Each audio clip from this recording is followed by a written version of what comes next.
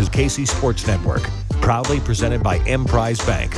Welcome into another 3 Mall Pod. I am your host, Cole Manbeck, joined as always by publisher and editor at KSO, Derek Young, on the On3 Network. Go check out KSO. Lots of great information on there. Recruiting, transfer portal updates.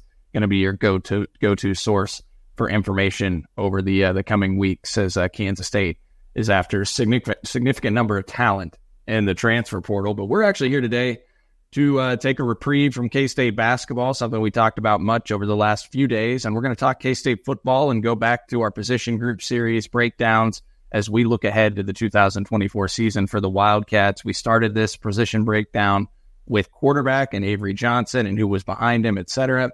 We then moved on to the wide receiver and tight end group last week in the show. And today we are going to be talking Kansas State running backs. But before we dive in and talk about that, always got to tell you about our friends at Holiday Distillery. Go get stocked up with your Ben Holiday bottled in bond bourbon. I've got plenty on hand in my household and enjoyed a few of those drinks this weekend as we celebrated the news that Jerome Tang was returning as the head men's basketball coach at K-State and got a new contract. So exciting news there. Go get stocked up. Ben Holiday bottled in bond bourbon. We're talking football, and we know you're going to have it at your tailgate this year, and we'll have a tailgate or two with Holiday Distillery once again during football season that we'd love to have you all to, and more to come down the road in the coming months on that front. Also, we don't want to bury breaking news that occurred last night, but Kansas State's All-American center Ioka Lee has announced that she's returning to the Kansas State women's basketball team for another season. So huge news there for Jeff Mittie and the Wildcats as they get the news that their All-American center will return and be back once again. And looks like the Wildcats will have a lot of pieces back as they try to make another run. Yeah, both Glenn twins, I believe, return. Serena Sandell returns. I think Ziona Walker, right? Yep. Yeah, unless anybody else enters the transfer portal at this time, they had a lot of young pieces on this team. So they'll have a lot of talent returning. Yeah, Sides will be back as well. So be on the lookout for Jasmine Halliburton's show on the KCSN feed, on the K-State Athletics feed. She'll be doing a show tonight, recording one. So be on the lookout early this week for a show from Jasmine talking about and breaking down the return of Ioka Lee and what it means for Jeff Mittie and the K-State women's team. All right, let's talk K-State football. DY running backs. DJ Giddens returns. Obviously, he is the headliner. He's one of the better running backs in the Big 12, one of the better running backs in college football. 223 carries last year for 1,226 yards, 10 touchdowns, 5.5 yards per rush, and 29 receptions for 323 yards and 3 touchdowns. Not a lot behind him, though, that's proven. What do you make of the running back room that Kansas State currently has? You got a star, which I think they also have kind of taken the steps necessary to secure him as well in this offseason. And then you got, I don't know how else to say it, but probably question marks the rest of the way. Joe Jackson is someone I think that they're high on, but he hasn't really played yet. John Price is a true freshman that will arrive in June from Blue Valley that they signed last December that I don't expect to play at all in year one. I think he's a surefire redshirt candidate. And then there's another true freshman that's already on campus that I think they believe will be able to give them contributions and provide an impact right away, and that's Davon Rice. And we kind of thought that from the outset when they signed him, just because he brings a different element to the table that didn't already exist in that room, just from an explosiveness, quickness standpoint.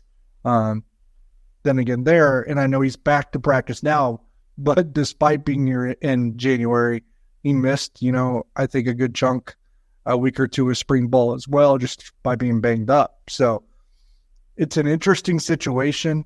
And at this point, I don't think that I don't think that doing so will scare off anyone else, but I think they will consider adding someone to the room after the spring from the transfer portal.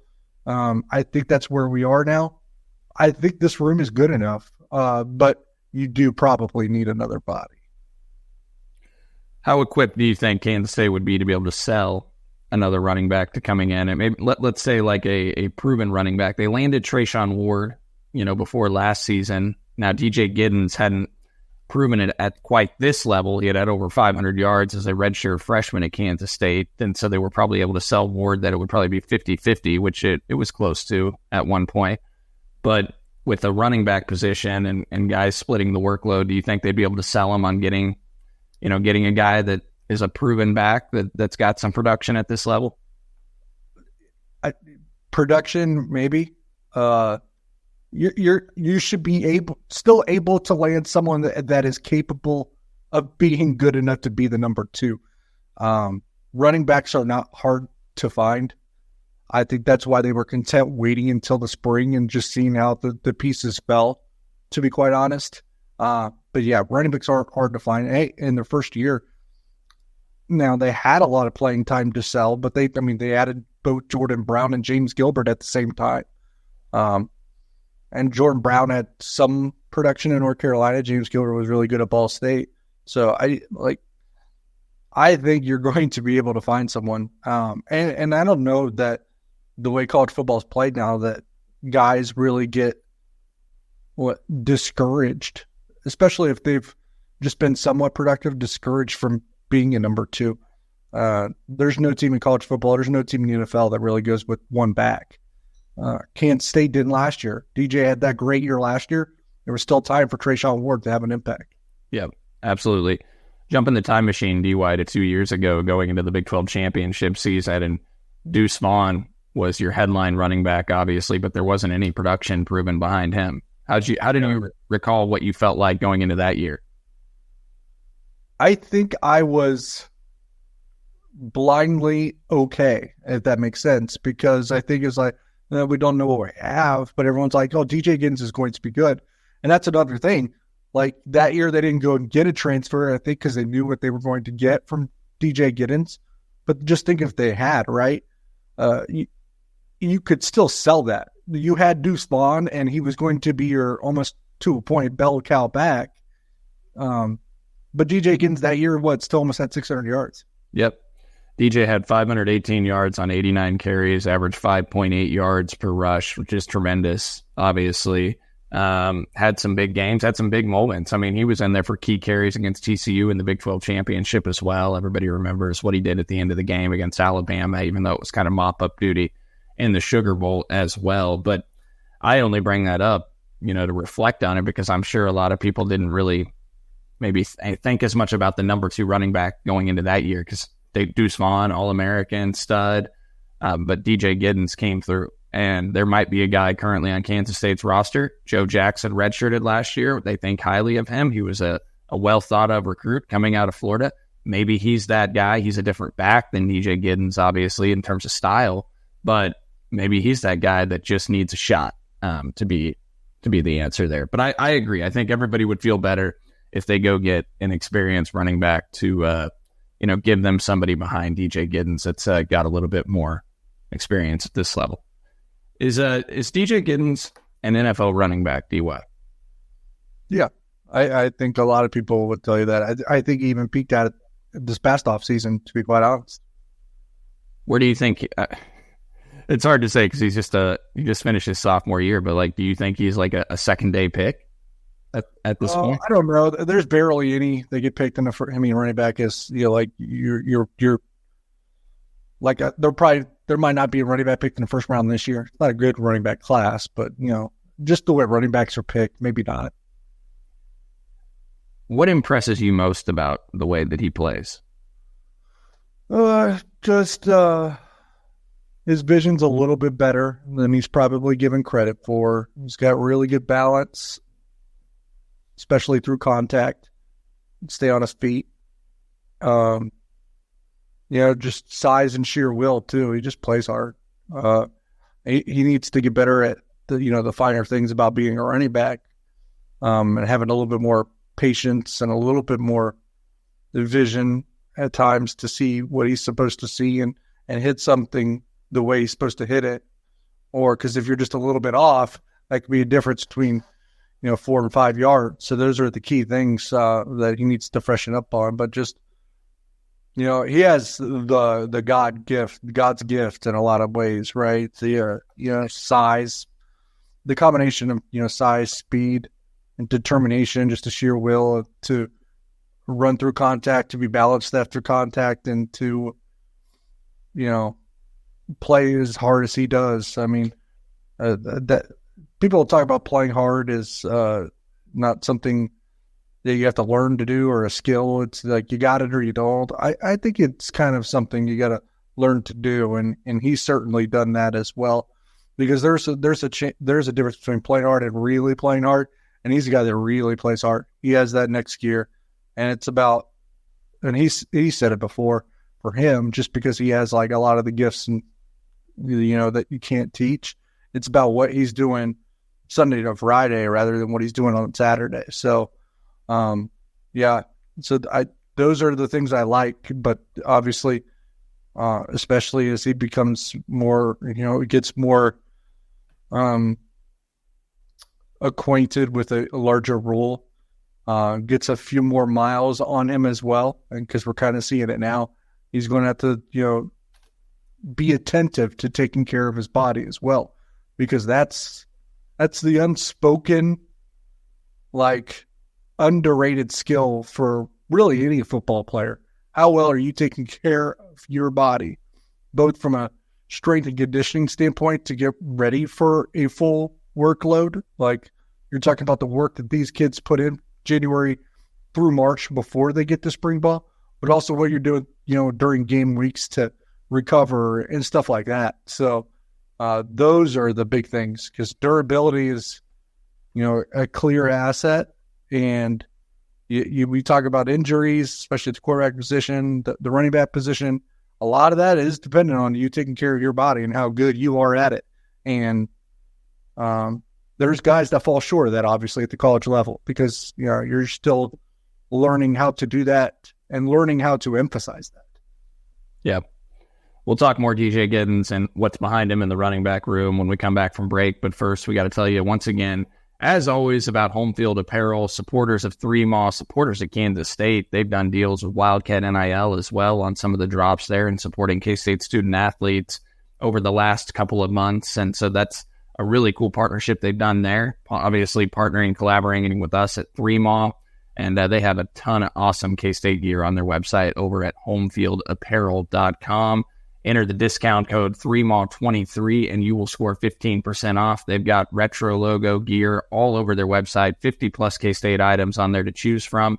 A few hats as well that have the retro K-State logos, sleek, comfortable fitting hoodies that are tremendous, tons of t-shirts as well, and a sweet warm-up jacket, a lavender bomber jacket as well, a warm-up basketball jersey jacket as well. So go check them out. Get over to homefieldapparel.com. Check out all the great K-State items they have on there. And again, enter code 3MAW23 and score 15% off when you check out. We appreciate you supporting KC Sports Network by listening to our podcast. You have helped us become the highest-ranked Chiefs podcast network in 2022 and 2023. And don't forget about our daily Substack newsletter, the best written analysis you can find on the Chiefs straight to your inbox every day. kcsn.substack.com. All right, before we proceed to talking a little bit more K-State football in the running back room, we have to remind you that this episode is brought to you by the spring cleaning champions, Manscaped. This season, make sure to groom your carpets and the drapes with the leaders and below-the-waist grooming. Clear out that winter bush with Manscaped's Lawnmower 5.0 and watch your confidence bloom like the springtime flowers. Embrace the season and join the 10 million men worldwide who trust Manscaped with our special offer. Go to manscaped.com and use code KCSN for 20% off, plus you'll score free shipping when you enter the code KCSN. 20% off, free shipping. Can't beat that. Go to manscaped.com. Introducing the season's Lawnmower 5.0 Ultra. Their 5th generation trimmer features 2 interchangeable next-gen skin-safe blade heads, a standard one for taking a little off the top, and a new foil blade that goes smooth wherever your heart desires. Also has an LED dual spotlight on it to guide you through the darkest winter debris. Navigate your confidence in your delicate areas. It's also waterproof. Comes in a super, really neat, slick box when you get it. So go check them out. Again, Get 20% off and free shipping with the code KCSN at manscaped.com. That's 20% off and free shipping with the code KCSN at manscaped.com. Nothing like a little spring cleaning in your pants. All right. DY, running backs. DJ Giddens, this last year, I mentioned it, 223 carries, 1,226 yards, 10 touchdowns. Yeah, he's 6'1", 212 pounds last year. That's what he's played at. Now in his K-State career, 312 carries for 1,744 yards. He's got 16 rushing touchdowns, 5.6 yards per carry in his career, which is tremendous. He enters his junior season third in school history in yards per carry with that 5.6 number. He was the third fastest player to reach 1,000 yards in school history last year in terms of carries. He reached 1,000 and eclipsed it at the 168th carry. Was 18th in the nation in total rushing yards last year, 27th in all-purpose yards a game, had 600-yard games, and he finished third in rushing yards by a sophomore in K-State history behind only the greats, Darren Sproles and Deuce Vaughn. Also led Big 12 running backs in yards per reception at 11.1, and according to Pro Football Focus, PFF, for 69 missed tackles, which ranked 7th in the nation among Power 5 running backs. Again, that was according to PFF. So tremendous running back here that, I think the outlook will only increase on. What would you say is a reasonable rushing yards number for DJ Giddens this next year? He had 1,226 last year. There isn't a Trayshawn Ward currently behind him. So I know, it's going to be challenging. Something could change here. Maybe K-State lands a guy that's a proven guy that can give him more of a reprieve. But where do you see his numbers going this season? Yeah, it'll be interesting. I would just say, I know they had Ward last year, but man, just duplicating that. I mean, asking for more than 1,200 for a guy is just that's asking a lot. So I would just say, maybe if you're going to put a number to it, maybe 1,200 again, because that's still averaging 100 a game during the regular season. Well, I mean, how much do you think they'll use the QB run game with Avery Johnson and DJ Giddens in the backfield together? I mean, it'll probably be game dependent. We're going to have to see what that looks like, what these opponents look like, and how much. I don't think they want to put Avery Johnson in harm's way that much. So I would guess that the majority of his damage on the ground is done with scrambles on what were originally designated as pass plays. There will be, I imagine, and then they brought 4 to 6 design runs a game. I don't think on average they want to go much higher than that. We'll see when it gets to the third quarter or fourth quarter in a tight game, and that's what's working. It's hard not to go to it, though. So it's easy to say 4 to 6 at most a game right now. It's not as easy to say that when the bullets are flying in October and November when the Big 12 championship could be weighing in the balance. And the way to win those games is with Avery Johnson's legs. So, like I said, it's not easy to answer these questions in March, April, and May. We're doing them anyway, because what else are we going to talk about? I get it. I would say that there is going to be a QB run game, but it may not be like the 10 to 15 a game that people might be envisioning, because Avery Johnson is really fast, quick, and elusive, and dangerous. It still might be in the 4 to 6 range, and then maybe you get another 4 to 5 on top of that are coming off what were originated at pass plays, and he takes off from the pocket and scrambles away, because I think he's probably going to be more dangerous in that regard. I don't think we probably foresee a ton of runs, especially like up the A gap, B gap, up the middle with Avery Johnson, if they are running him. I don't think we'll see a ton of QB power. I think a lot of it would be getting him out on the perimeter, getting him out on the edge, certainly as well. But I agree. I don't think there'll be a large number of designed rushes. We saw that in the bowl game, right? I mean, he had maybe 3 or 4 designed rushes against North Carolina State in the Pop-Tarts Bowl. DY, I mentioned also 320.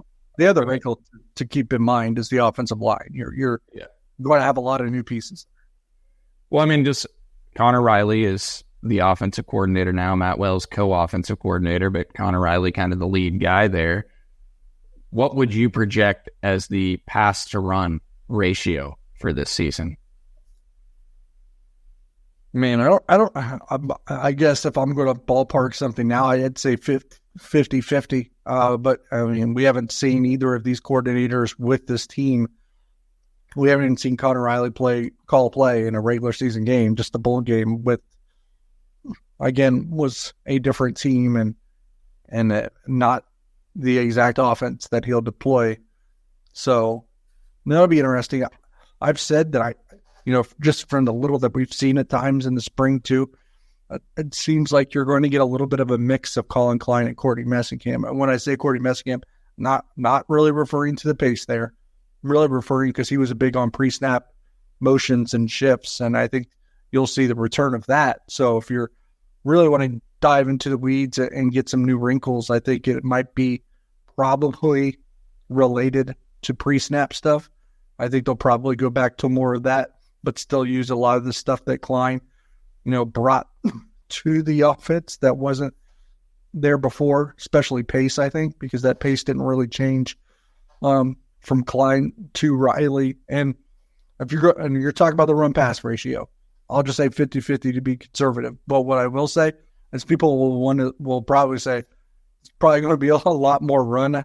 I think they're expecting that just because he's an offensive line coach, and they're kind of leaning towards that stereotype. One game is not enough of a sample size, but I think they threw it a greater percentage of times against NC State with Connor Riley as the offensive coordinator than what the average was during the regular season with Colin Klein as the offensive coordinator.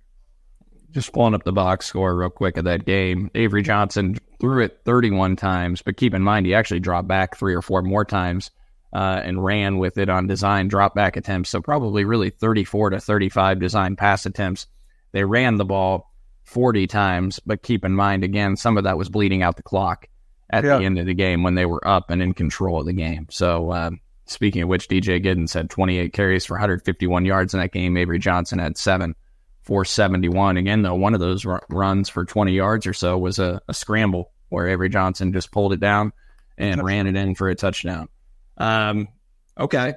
Well, I'll be really interested to see how they use DJ again in the passing game. He was terrific last year when he had the opportunity to leak out of the backfield. I think he blew a lot of people away with his hands as well, and had 323 yards receiving. Well, we talked about the guys behind him. I mean, are you bullish on Joe Jackson, who redshirted last year? What is the buzz that you have heard on him, or have you heard much buzz to date? Yeah, just that Joe Jackson has showed some good things. That's basically what I get. LeJames White probably is someone to keep in mind. Now, maybe that doesn't stick if they find a transfer that they feel like is quality enough. But it wouldn't surprise me if you get a little LeJames White if that doesn't happen. But at this point, I think it's Joe Jackson and Davon Rice. Rice has got to stay healthy enough and not really have any setbacks, because it's kind of, for a true freshman to kind of hit the ground running and really, really go, they need to be available because they need to soak up as much as they can from an understanding standpoint. So still bullish on Davon Rice, but got to stay available too for that to come to fruition. I mean, Davon Rice, correct me if I'm wrong, DY, he was one of your, was he the most overlooked recruit you thought in the class in terms of under the radar recruit? That was one of your favorites when they signed him out of Bishop Gorman? Yeah, definitely. Just because, the highlight reel, I think I said, when everyone talks about Dylan Edwards, when he came out of Derby and went to Colorado, that explosiveness, just a home run threat. Davon Rice, no one is really, not saying he's Dylan Edwards because he's not, but I remember saying diet Dylan Edwards, stuff like that. I think that's fair. So he's that kind of player, which is why, those types of players can get on the field, because you only need to get in the ball 2 or 3 times and hope that something pops. That's basically what you're asking. I think that's kind of what his role would be. Try to give him the ball 4 or 5 times a game, because if you do that, there's a chance that one of those could go for a big play. And you're doing that while understanding that he probably also, and he's already been banged up, right? Smaller guy, the durability. So you got maybe ease him into it in year one. Just give him a few touches a game and see what he can do. Just to circle back real quick on the Joe Jackson front, he redshirted last year. He had, I think, 10 to 15 Power 5 offers coming out of Florida, was regarded as a top 20 running back by the recruiting services, chose Kansas State. DY, is there any concern to be made out of the fact that he didn't play in the bowl game? I think a lot of people thought, okay, we'll see, a Joe Jackson get a few snaps in the bowl game, some of the other young guys after another month of practice, and we didn't. He didn't play a single snap. Is there anything to make out of that, or do you just think there wasn't a need, and we're probably putting too much of an emphasis on that when I bring that up? I'd be interested to, I was a little surprised that he didn't. I'd be interested to get an answer on that, because Trayshawn Ward obviously wasn't with the team anymore at that point. So there seemed to be maybe an opening for that, right? So if he was banged up a little bit, maybe that would explain it. We just really don't know. So I was a little bit surprised by that. I imagine there's probably something really simple that explains it. But I just, based on everything that I've heard, right, he's doing some good things. Like, no one's saying we're like terrified, we're worried here behind DJ Giddens.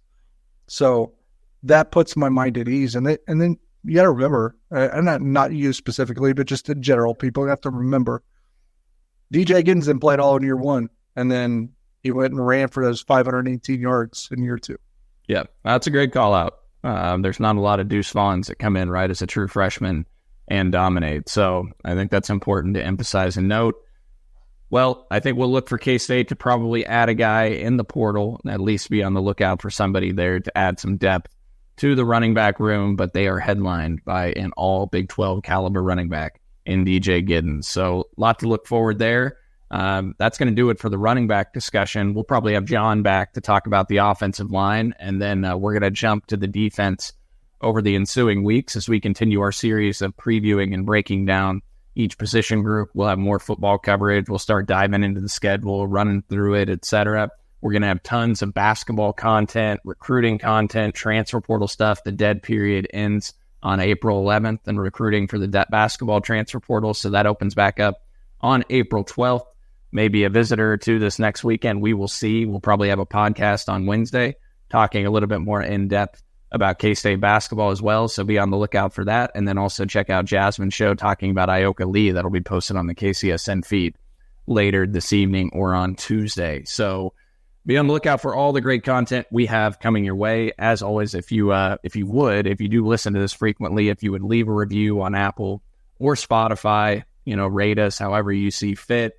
Subscribe to our YouTube at KCSNU on the KCSN YouTube channel. KCSNU is the channel. If you want to subscribe there, we would appreciate it. Any reviews or ratings as well, we would appreciate. So thank you all. Thank you for tuning in to another episode of 3 Mile. Thanks for Derek Young for being here with us and talking K-State running backs. And as always, go support Holiday Distillery, go support Manscaped, and go support Home Field Apparel. Discount code 3Mile23 at checkout. You'll score 15% off at Home Field Apparel. For Cole Manbeck and Derek Young, thanks to Nick Springer behind the scenes, once again, as always, producing this show. Thank you for listening to another episode of 3 Mile.